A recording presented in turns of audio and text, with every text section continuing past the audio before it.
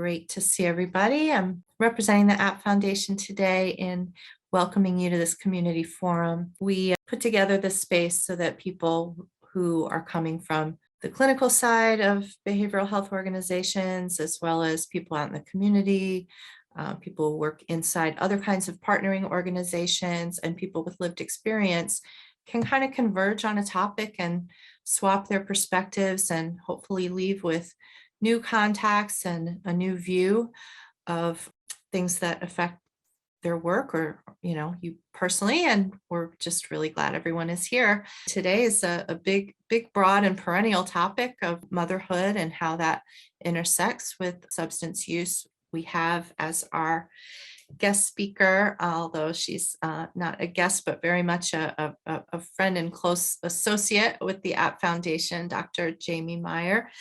And Jaimie's Associate Professor of Medicine and Public Health at Yale, physician with board certification in internal medicine, addiction medicine, and infectious diseases. And how does an infectious disease doctor come to be speaking on a topic like this? Dr. Meyer, your work in carceral settings has certainly been influential, but I will turn it over to you. Thank you so much, and it's an honor to be invited to talk to you all today, and great to see some familiar faces. I will show you my slides. I will say, full disclaimer, that I don't have tons of slides to show you. I hope that this is sort of the presentation that I'll give will be kind of brief, but it'll hopefully provide a jumping off point to have a discussion. In honor of Mother's Day week, I think we should call it Mother's Day month. But in honor of Mother's Day, I was asked to speak on motherhood and substance use, which is a very broad topic, but as Eleanor mentioned, one that is perennial and ongoing issues here. And happy Mother's Day to those of you who celebrated in whatever way you did. So just some disclosures to start. I'm going to talk to you about some research that we did in partnership with the App Foundation a couple of years ago.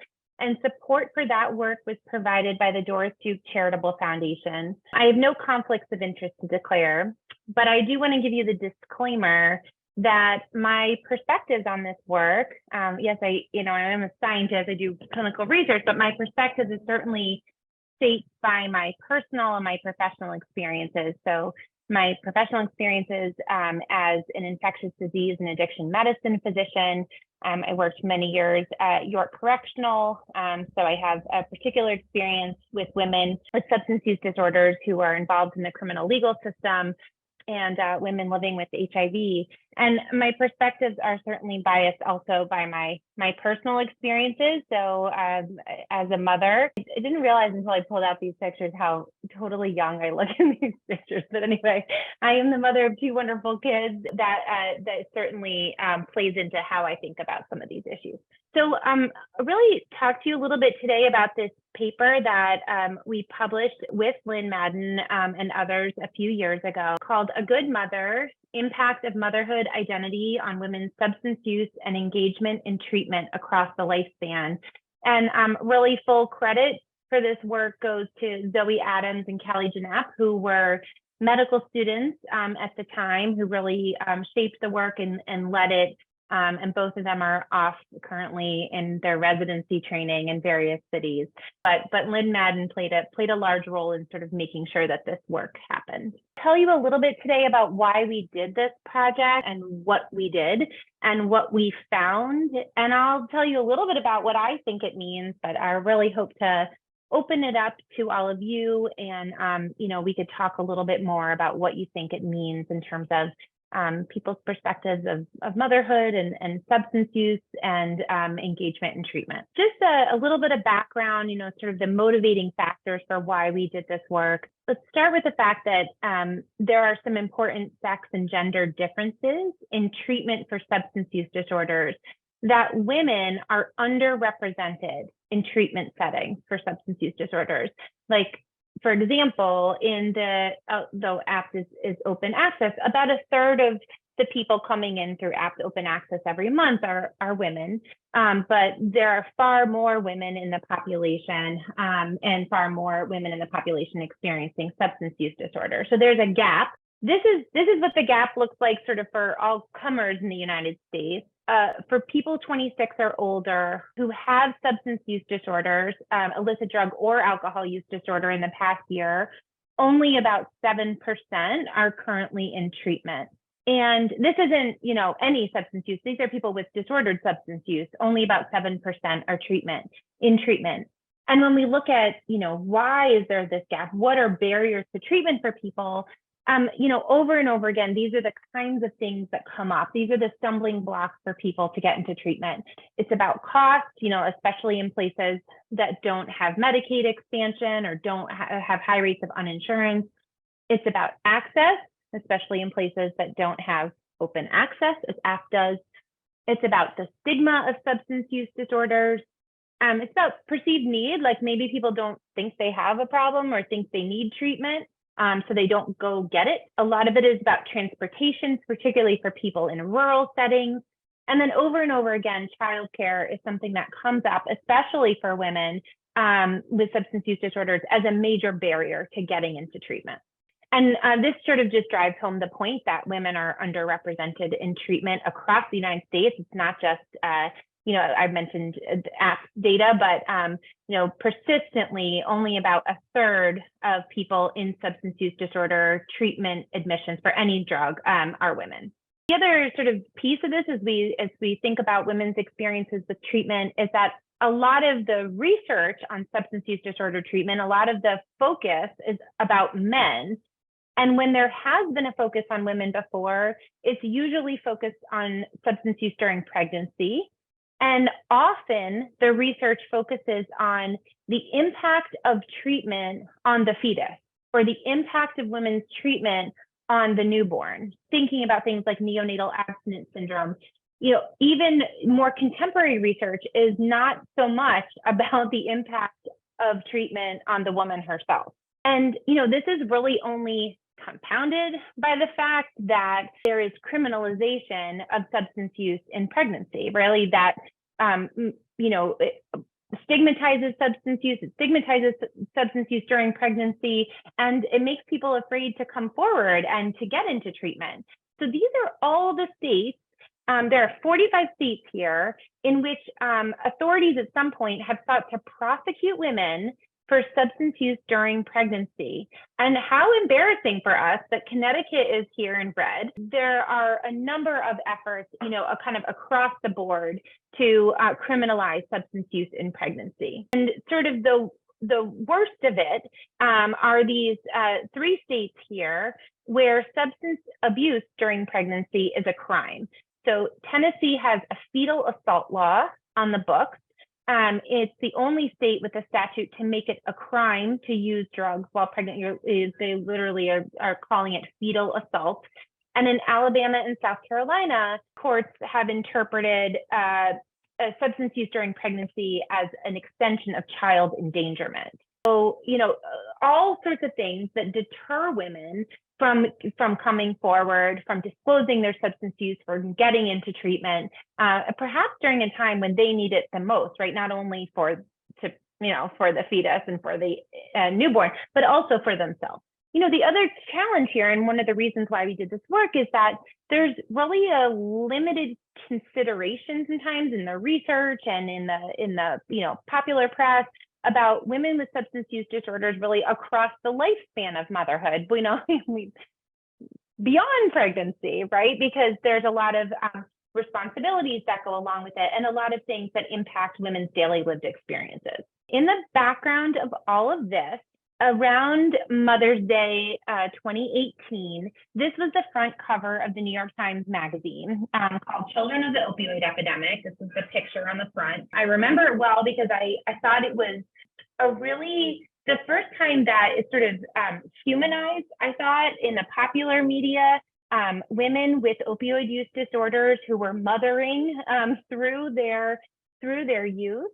There are some problems with this article, among them the fact that it really focused on white women. It sort of humanized mothers with substance use disorders in a way that I hadn't seen before.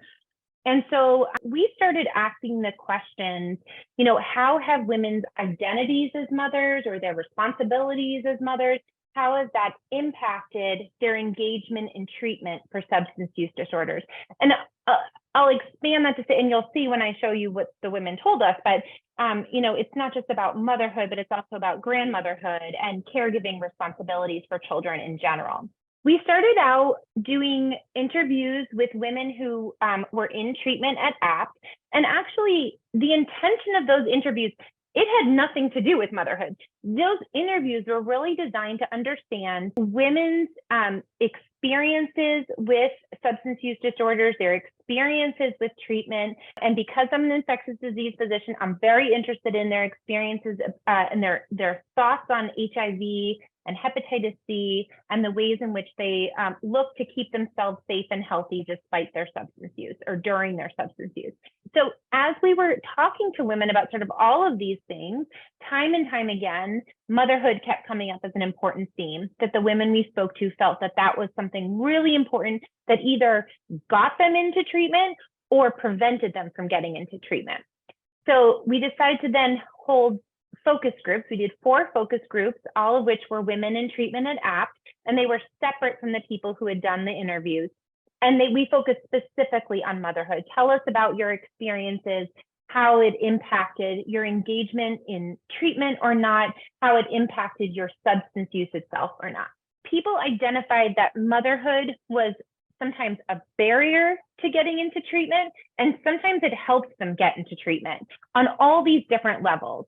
So, for example, on an individual level, motherhood was a motivation for some women to get into treatment, and I'll show you some quotes about that. But it also impacted their fears and stress, their mental health, particularly depression, especially around child separation. It sort of compounded their trauma. There was a lot of internalized stigma about their substance use disorders and being a mother. We learned a lot about people's places of support, both among family and within the community, and ways in which they lack support. And then we talked a lot with people about the system, whether the system is the criminal legal system or the child protective services or whatever, a lot of sort of societal factors that impacted whether or not women got into care. I'll just share with you, the women's voices, which do this justice in a way that I couldn't, but I wanted you to hear it from them, sort of what they told us. First, as we think about motherhood as a barrier to treatment, a lot of women talked about fears of child separation. For example, one woman said, so they or my children can come back to me 18 to 20 years later, looking at me like, why did you leave to go into treatment? Why did you give up on me? Why didn't you fight for me? Because I had the same question from my mother. Why didn't you come back for me? You were supposed to come back for me after you got out of rehab. What happened? She never came back.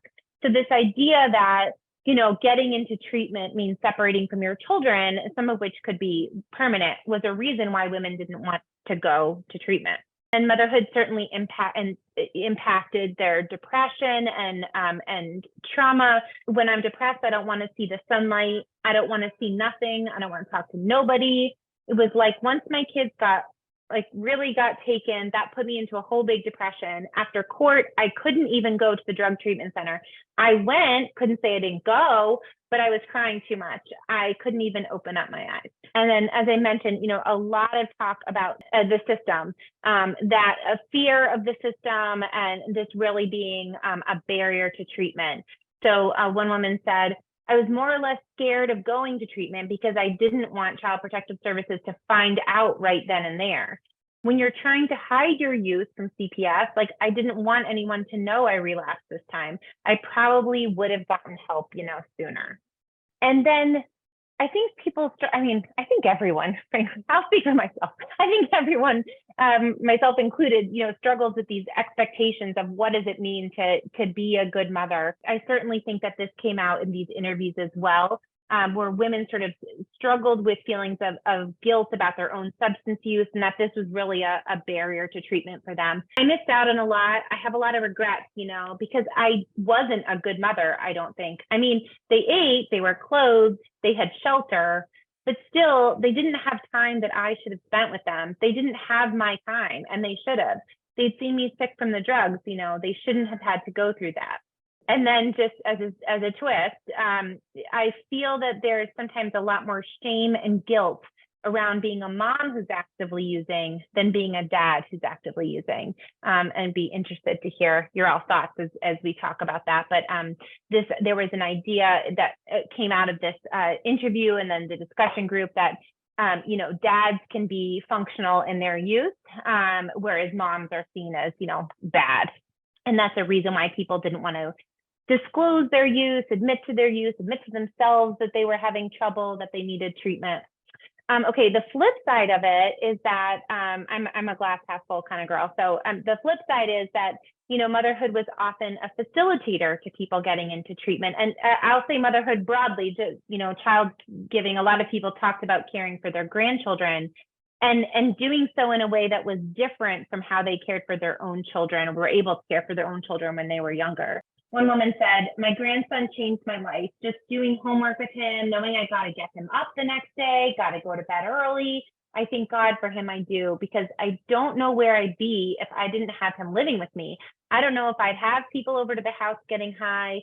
I don't know where I'd be if I would relapse. And then I think this might be the same woman, but she goes on to say, all the motivation came from my grandson as far as we being in the shelter, getting clean, getting housing, all that's because of him, because he would see me like, Grandma, I want to come stay with you. I'm like, Grandma's getting it together. Grandma's getting it together. So yeah, he gave me a lot of motivation. My kids, though, they've seen me use drugs. They've seen me sick from dope. I mean, I don't want my grandchild to go through that. I want him to know of drugs and know it's bad. Look where my kids end up. All three of them been to jail from seeing it. They've been through too much with me being on drugs. So almost like, you know, being a grandmother is a second chance. Well, most women talked about the system and CPS in particular as being a barrier to getting into treatment, because if you, disclose that your substance use, that there's a fear that they'll take your kids away. Other women did talk about how, because they already had open cases with CPS, that they were mandated to get into treatment. You know, there's a lot of conflicting data out there about mandatory treatment and whether or not it works and how well it works. But, you know, the women here said, once you have the system in your life, you have to get treatment. You know, you have no choice. So, you know, for some of them, it was at least a way to get in. The women talked in both the groups and the interview kind of broadly about what do mothers want or need in treatment. You know, I was sort of surprised by some of these things because I thought, you know, there would be the discussion about childcare or transportation or women only housing or, you know, places that they could go for treatment where they could bring their kids. But what they talked about instead actually was the need for peer support and the need for peer navigation of services. So really having people's lived experiences, not only as women with substance use disorders, but also as women as mothers, kind of like walking through that with them.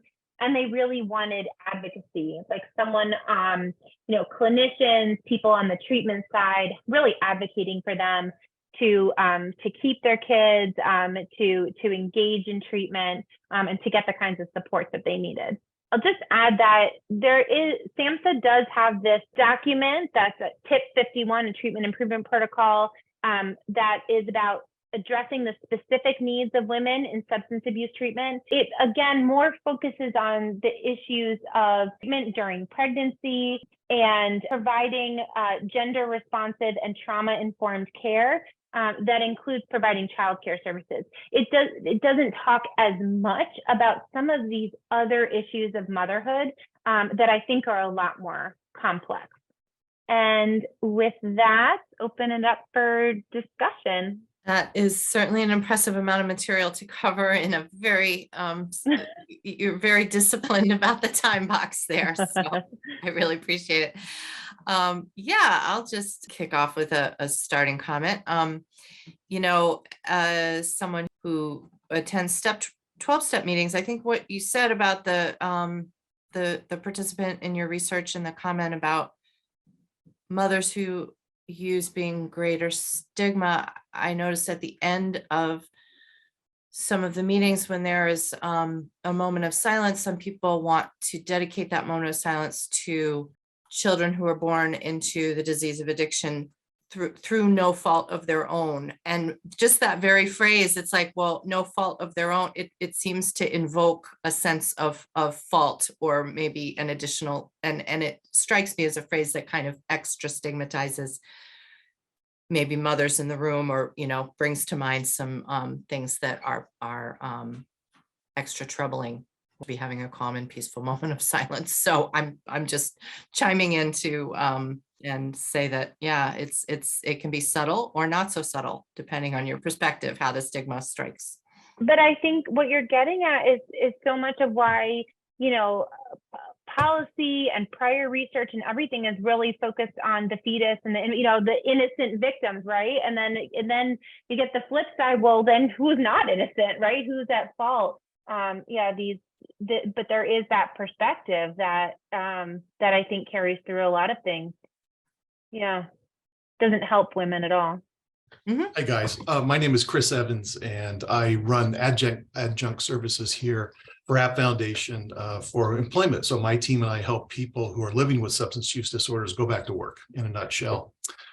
One thing I've learned working with women and women with children has been very interesting. It almost feels like the flip side of your presentation is that not all who succeed, well, at least, and I'll give you two examples, cannot do it with their children.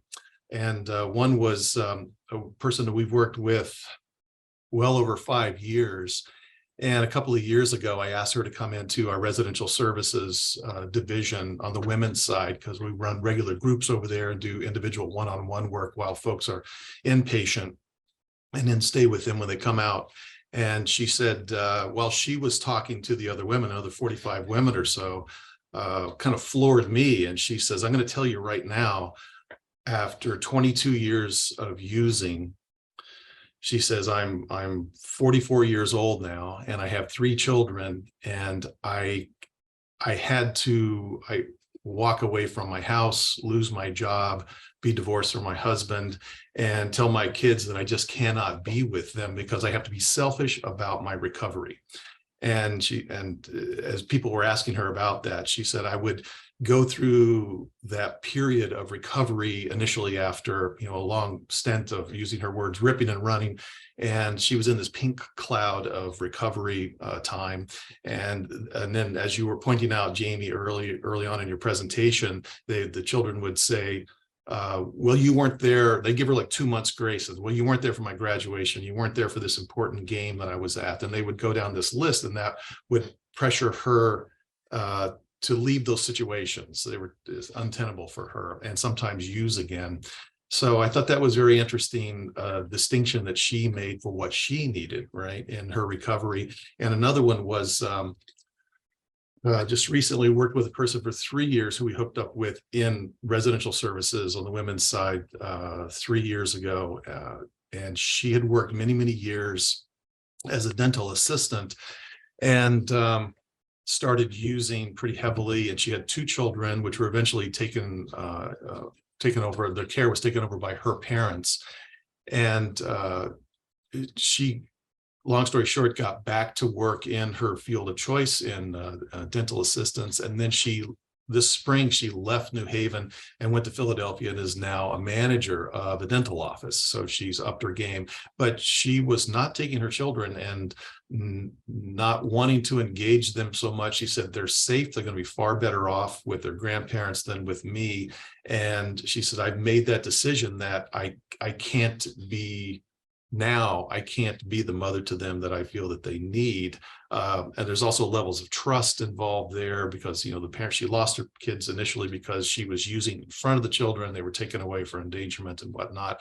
So when through my non-clinical filter of working with people on in their recovery beyond just the diminishment of drug use,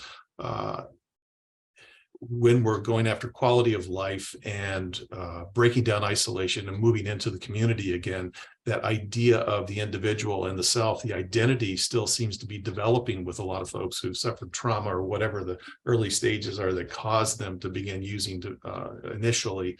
Again, I'm speaking probably above my well above my understanding, but from my anecdotal and provisional information that I've heard from working with people for many years on this side of the fence,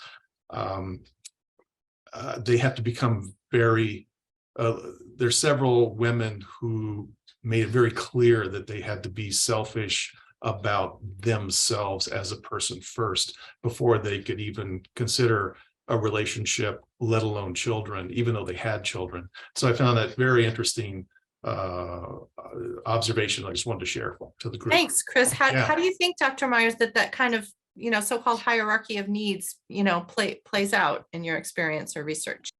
Yeah, I mean, you bring up really great points. And first of all, and I did put this in the chat as well, but motherhood means lots of things, right? Just because, just because children, you have children can mean lots of different things to different people. So I did want to acknowledge that from the get-go.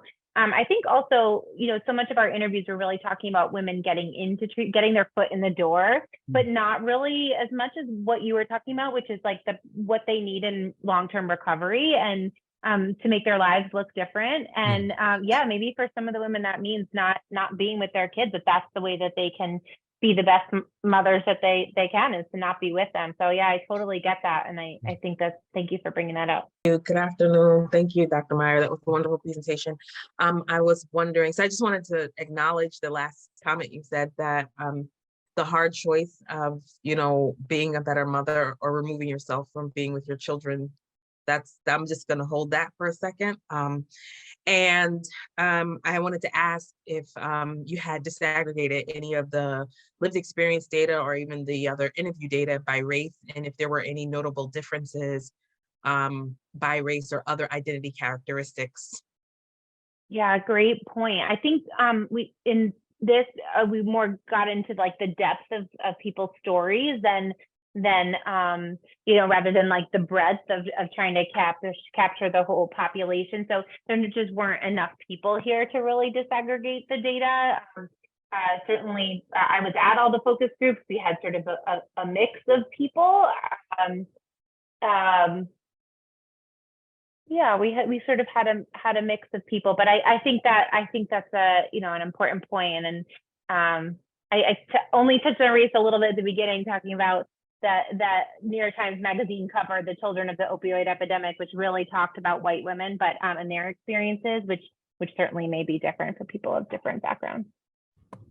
But if I may just jump in for a second, Randy, to your point, the first woman I spoke about was an Hispanic American woman, and the second one was from Laos. She came over as a child from Laos, Southeast Asia. Yeah. I do wonder if different people's senses of community and family responsibilities, might be different in terms of some of the factors you mentioned, though, Randy. I mean, I know from the place that I sit in this work, there are, I think, just even how they are treated based on some certain social identity characteristics, whether they're a product of their own circumstances or they're just making poor choices, or if they really are, right, we know it's a medical condition that for many that people cannot control. But I find that in my work that when there's those intersections of other identities, it gets treated differently. And I was just wondering if that had come up in any of your interviews. Those are really important questions that we should be asking. Yeah, and there is that kind of larger conversation too about the drive to destigmatize or humanize the face of the opioid epidemic has coincided with the proportionate numbers of Caucasian people, right, being and the sort of different waves. I mean, I don't have specific data or numbers on that, but the waves of how different drugs have affected the population and been present in media and film. I doubt there was a New York Times Magazine cover in 1980 that was like children of the crack epidemic, right? Like there's a racial component here for sure. Right. And in the last forum, we talked about the social determinants of getting treatment for substance use.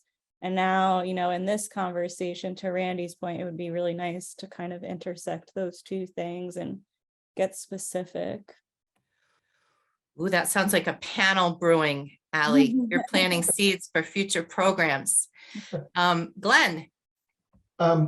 Thanks, Dr. Meyer, for sharing some insight today. I appreciate the points of view, and I'm shocked at the mismatches between male and female sort of needs in the community. Like last week, I read that they were still just now introducing female crash test dummies. It sounds like an odd thing, but given all of this time, they've only been testing men and how they crash up. So I appreciate the lens that you're bringing to this conversation. And just a question about one of the slides, I was a little bit taken aback that 7% of the population are in treatment. Can you just unpack that a little bit? Because my left side of the brain was saying, does that mean 93% are not in treatment? I'd love to understand that number a bit more. Yeah, that data is published by SAMHSA, and it came from the National Survey on Drug Use and Health. It's large national survey, so again, subject to some bias because it's only people who they surveyed. But yeah, they look at sort of, out of the millions of people they surveyed, those who had any substance use, and they sort of break it down by different kinds, and then disordered substance use, and then of those, how many are actually in treatment. And I believe treatment is defined rather broadly. It's not just medications based treatment, but also, group and individual counseling, residential treatment, stuff like that. But yeah, only about 1 in 10 people. And that is the reason why it's important to understand where that data comes from, is because many of those people who are, apparently have substance use disorders aren't being diagnosed. They're not necessarily, disclosing, and they're not necessarily being screened. And then as it's trickled down, they aren't in treatment. But yeah, so it's a crazy number. So, I mean, even though APTA is so much, and there's so much there, think about all the other people out there, who aren't even engaged at any point in time. So we have a law professional on who's involved in health privacy, and just wondered if you have thoughts about how health privacy impacts this topic, or how you're kind of coming into it. Sure. Thanks for the invitation, and thank you once again, Dr. Meyer, for your presentation. It's given me a lot to think about. I think we see a lot of the ways in which the criminalization of particularly Black and Brown women, but pregnant people in general who use certain substances, really, how that affects their motherhood, their treatment. And I specialize in a law that a federal law that protects substance use disorder treatment records, 42 CFR Part 2. And we see that for most people who seek treatment from Part 2 providers, their records are protected by this very stringent law. They have to consent to most disclosures, even for treatment, payment, and healthcare operations. But as soon as someone becomes involved with the criminal legal system, and even what we call the family regulation system at my organization, we see that information, people being privy to that information in a way that's not necessarily true for those who are seeking treatment from providers that are protected by this other law. And so frequently we see a lot of health information sort of leaking into the system, being available to people's lawyers and caseworkers, and unfortunately being used in discriminatory fashion. So it's, I think, refreshing sort of way to look at the problem by hearing directly from impacted people and knowing, how this experience, even if it's not directly related to the sharing of their health information. I think lots of people who are struggling with poverty and seeking treatment often have to disclose a lot of their information that, the rest of us may not necessarily be accustomed to sharing. But to hear, about their experience and what they're thinking about, and how the decision making going into treatment, like how that affects their children and their personal lives and, their well-being and betterment is really interesting to me and instructive for my work, certainly. So once again, I really appreciate you all putting this event on. Thank you. It's a really interesting perspective. And it A lot brings that I didn't know there. Yeah, I hear you bringing up the whole concept of trade-offs, Amber, and how individuals manage and assess their own risks, and the risk of losing that privacy being factored in as its own, privacy being its own essential thing, separate from what the loss of that privacy might mean in terms of child separation, just the very dignity of having it. Exactly, yeah. Thank you, everybody. It's great to be here. I introduced myself briefly in the chat, and thank you, Dr. Meyer, for presenting a little bit about your work. And I have some connections with Yale through the READS program over in the Center for Interdisciplinary Research on AIDS, or CIRA. And so I may be reaching out to you with a connection. I'll be in New Haven a little bit next month. And my work has, like yours, has often focused on HIV, and then I've also done some work in areas of trauma and violence prevention. And one of the things that I think about on the flip side of motherhood, it's also childhood, I guess, or being a child of a mother who uses substances or who is incarcerated. And I just find it interesting. There's so much stigma both about using substances and also being incarcerated. And these are also types of stigma that are almost intergenerationally transmitted. It's one of those things that even though the child has no say or anything, it's just not talked about, and it's not something that it's explored a little in a lot of research or programming. And so I didn't know if you've also done some work with children of these mothers as well, and if that would be something you'd be interested in pursuing.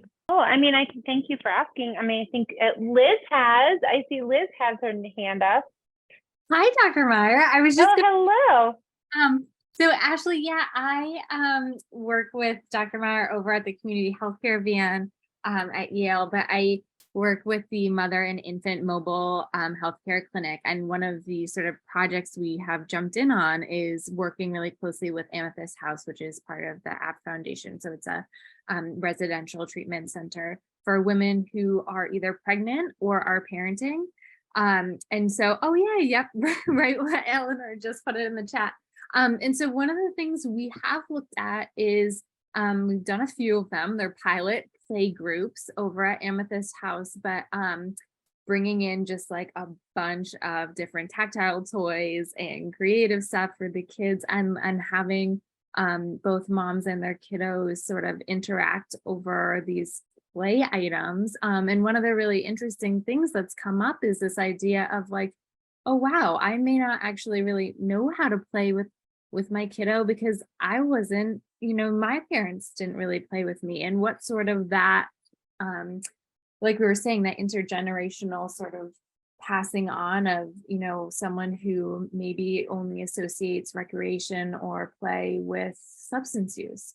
And how do we start separating that out and teaching those skills so that we're leveraging that relationship with mom and baby, or birthing parent and baby, so that that is a positive building block and not one that is sort of heaped onto the stress that already is going on. So it's definitely something I am very interested in. I come at things from the pediatric side, but yeah, and I think there's a really, a big argument to be made about, this attachment, this parent-child attachment, and how can we best use that in recovery and support that. Thanks, Liz. I may, if it's all right, follow up with you a little bit as well. I work with young people, so primarily adolescents and emerging adults. So a whole new area of development that's also important for folks to have skills, and especially around communication during that time period, which can be inhibited by lots of different things if one of the parents uses substances. And it can also foster important conversations as well. Thank you. I've got my email in the chat. Anyone can reach out. Yeah, that's really interesting. The idea of facilitated play groups being useful for, I recall West Haven had some play groups where you could bring your child and there would be different professionals in the room, even like a speech pathologist and different, people kind of like watching you play with your child, and that being a point of connection to different resources. I think that was through the West Haven Child Development Center, and has since not, I don't think it's, continued through the various budget crises, but that whole idea, I mean, there's all kinds of things that can stymie or leave people with no reference points for, how to do that. One of the other great things that Liz has done with the community healthcare van is, especially in the height of the COVID pandemic, had the mom and baby van where she would have set hours taking care of moms who had just delivered and sort of couldn't get to their postnatal visits and to their newborn visits, and doing the newborn visits right then and there. So anything, to make access easier, in addition to providing all these support services. Yeah, thanks, Jaimie. And we often talk about this, came up, I think when you were speaking to how much opportunity cost is associated with some of these things. So, opportunity cost of going into the clinic for your postpartum visit, and baby's 5-day, and then 2-week, and then 4-week. I mean, there's a lot, if you're missing, if you have childcare, you don't have transportation, there's a lot that we sort of forget. And then if we're throwing in substance use to the mix, it can seem, I think, like a really kind of insurmountable mountain to climb, for sure. And it makes me think a little bit about screening as well. We talk a lot about how can we increase screening so we can get folks to treatment, but after, and I think this is so evident from your presentation, but there's not a lot of motivation to disclose a lot of this stuff. We talk about how do we get truthful responses, but thinking about the burden of being truthful in that situation is so heavy for a lot of these families. So something on my mind too is how do we best, we talk a lot about screening, but maybe there's a different way that we can facilitate getting folks into care if they want and need it. Food for thought. Right. And I feel like a lot of it is just the big, large picture pressure of, like you said in the presentation, being a good mother. And if I talk about anything that I'm struggling with, or something that I don't know the answer to, or I need help with, if I reach out and ask for that help, I'm not fully capable as a mother. Liz, does the mobile model for care impact, how does that impact the privacy point that was raised earlier? Does it kind of, I don't know exactly what I'm really asking, but is it any more anonymous to meet with the mobile van than it is in the clinic, or is it less? Because that's an interesting question, Eleanor. I don't know if I have a really solid answer for you. I'm going to just kind of answer on the fly here, but I do think there's a couple layers, and it may not even be with the privacy in terms of what gets shared with other providers. I mean, I am, and I can only speak for myself on this, but really, really cautious about how I document in the chart and what repercussions may be for other providers who are reading that. I am especially with the moms I work with at Amethyst House, I'm really, it almost might be annoying to read, but in my notes will say, these are the strengths that I've seen this mom display. And these are, that's something that is really important to me, because I think oftentimes the medical record can become this just running laundry list of, it almost seems like marks against you, right? You look at the problem list, and even in the name, it's a problem list. So I try and be really kind of discreet in how I chart. And in terms of discussion being facilitated, I think there is something really interesting. Obviously, don't really have data to back it up yet, because as Dr. Myers is saying, it's sort of was born out of COVID, this baby van, and I've been working really hard to keep it going, but it runs a single day a week with just me. But I do think that patients attend appointments at a much higher rate. So I think we have a no-show rate of 4%, and the FQHCs have a 40% no-show rate. So it's, it's pretty hard when I show up at your door to no-show. So that's one thing. And then I also think there's like a real, I block in hour appointments, and I know that not everyone has the luxury of doing that, but basically I just say the floor is yours.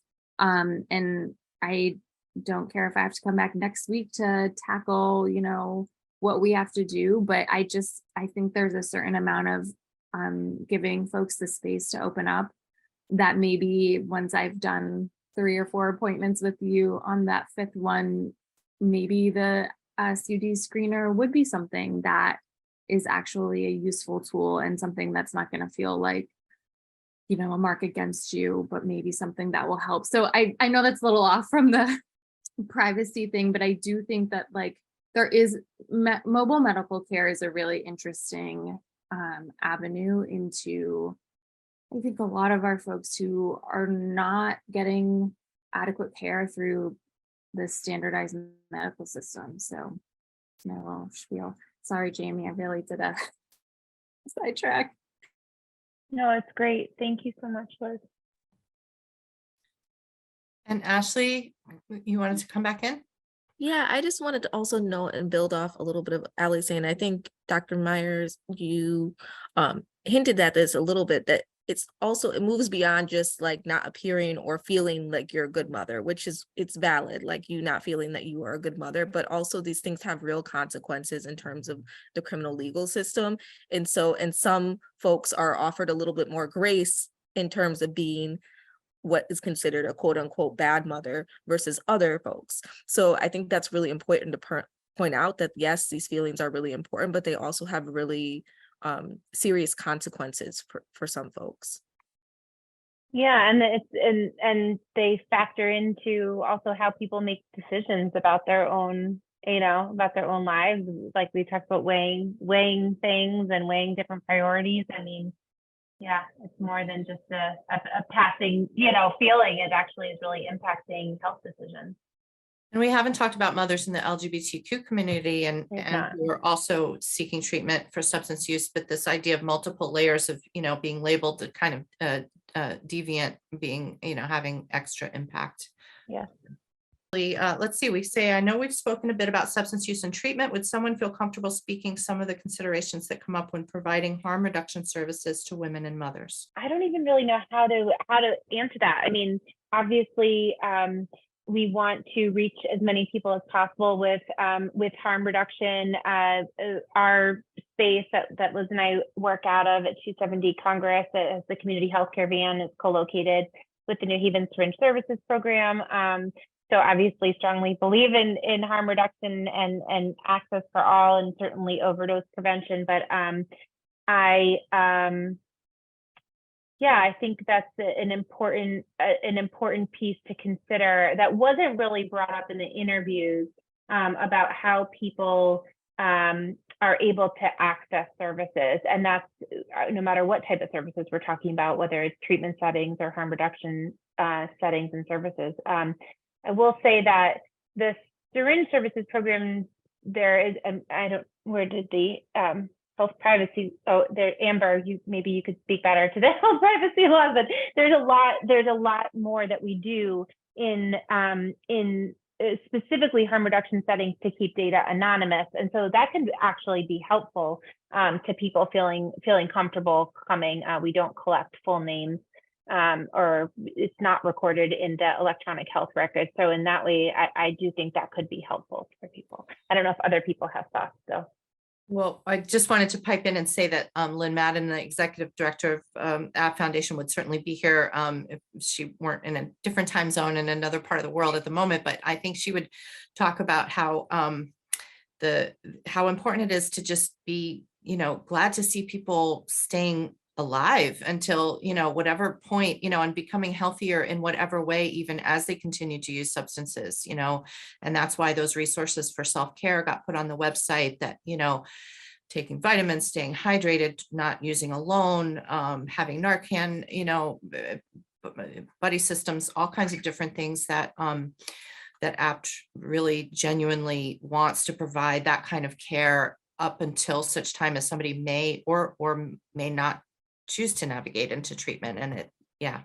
And if I could quickly just bring one more thing up while we have the last few minutes, that question kind of triggered a question for me, where when it comes to the actual treatment of mothers with substance use disorders, and forgive me because I don't know exactly what that treatment looks like, but I know the APT does, for some people who choose to use medications as part of that treatment. And I wasn't sure if those medications are safe for mothers or those who are pregnant to use and take, or what the approach is to someone who's pregnant and wants to enter treatment. And if I'm sure there's like even more stigma around that, if it is safe. Yeah, there's a number of different medications available for opioid use disorder, and including ones that are long. Methadone and buprenorphine are time tested, and including in pregnancy, and all the more important to get people treated while they're pregnant, both for mom and fetus and baby. But and then I found often with my patients that if they start treatment while they're pregnant, that they stay on it afterwards. So in some ways, pregnancy can be an opportunity to really engage people. Well, Yes, and breastfeeding. Thank you, Liz. I need the pediatrician in the room. Just because I feel like there's already stigma around taking like a Tylenol while you're pregnant. So I could only imagine what people who are in substance use disorder treatment taking medications might face. just want to thank again everyone who spoke up to make this the interactive forum that we imagined it to be, and certainly to Dr. Meyer. What is new on your research horizons? What are you studying now? Oh, so we have a number of different studies that are ongoing. One is for women living with HIV. We're looking at the impact of partner and relationships on their engagement in care for their HIV. We have a study that will start enrolling soon, and I hope to partner with APT for as we get the word out about it. But that is for PrEP and medications for opioid use disorder for women in the criminal legal system. We have a site here in New Haven and a site in Birmingham, Alabama, which has been an adventure. So a lot of different projects basically for women living with or at risk for HIV and those with substance use disorders. Always looking to kind of come up with new ideas. So please feel free to reach out. Well, I know I, for one, feel very much more heightened in awareness of how the different angles of this topic could come up for others, and how to be on the lookout to connect them to community resources. So thanks so much. And I hope that we cross paths again in the APT world and out in the community. Thanks everyone for your time. Thanks for having me. Thank you. Thanks, Dr. Meyer. Bye, everyone. Thank you.